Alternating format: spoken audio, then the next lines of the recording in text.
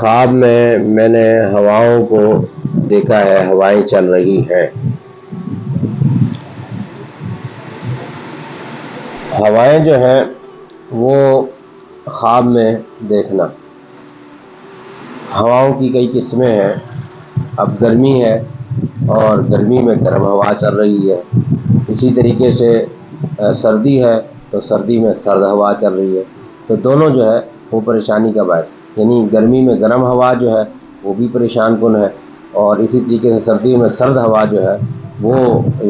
بھی پریشان کن ہے۔ تو بہرحال اگر کسی نے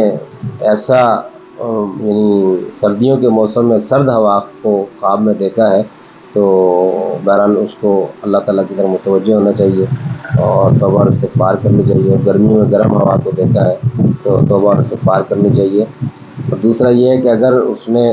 درمیانے موسم میں یا خواب میں ایسا ہے کہ درمیانہ سا موسم ہے اور بڑی ہی اچھی اور صاف ہوا چل رہی، اس میں گرد نہیں ہے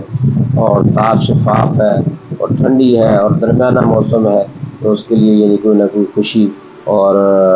آسانی اس کو ملنے والی ہے۔ اور اگر اس نے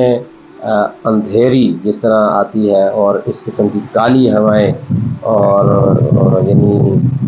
گرد آلود اور اس قسم کی ہوائیں جو پریشان کرنے والی ہوتی ہیں وہ ہوائیں دیکھی ہیں تو اس کے لیے جو ہے وہ پریشانی آئے گی۔ لیکن بات یہی ہے کہ جب یہ خواب اللہ تعالیٰ کی طرف سے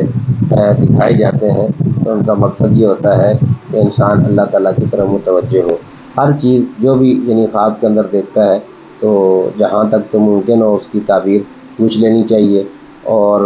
جب تعبیر پوچھیں گے تو ظاہری بات ہے جو تعبیر بتانے والا ہوگا تو اس کی تعبیر بتائے گا تو اس کے مطابق عمل کریں۔ اللہ تعالیٰ کی طرف سے یہ خواب دکھائے جاتے ہیں کہ انسان جو ہے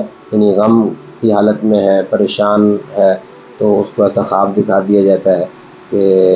آنے والے دن اس کے لیے اچھے ہوں گے اور خوشی کا باعث ہوں گے، تو ذرا اس کو سکون ہو جاتا ہے۔ اسی طریقے سے ایک آدمی اور کسی کیفیت کے اندر ہے، دنیاوی خوشحالی کے اندر ہے، اللہ تعالیٰ کو بھولا ہوا ہے، تو اللہ تعالیٰ جو ہے اس کو ایسے خواب دکھا دیتے ہیں جس کی وجہ سے وہ اللہ تعالیٰ کی طرف متوجہ ہو جاتا ہے کہ آنے والے دنوں میں کوئی میرے اوپر پریشانی تو نہیں آنے والی یا مجھے کوئی غم تو نہیں ملنے والا۔ اگر ایسی صورتحال ہے تو وہ اللہ تعالیٰ کی طرف جو ہے وہ متوجہ ہو اور توبہ اور استغفار کرے، دنیا کے اندر جو وہ لگ گیا ہے اس سے ذرا ہٹ جائے اور جس قدر دنیا کے اندر مبتلا ہونا چاہیے اتنا ہی مبتلا ہو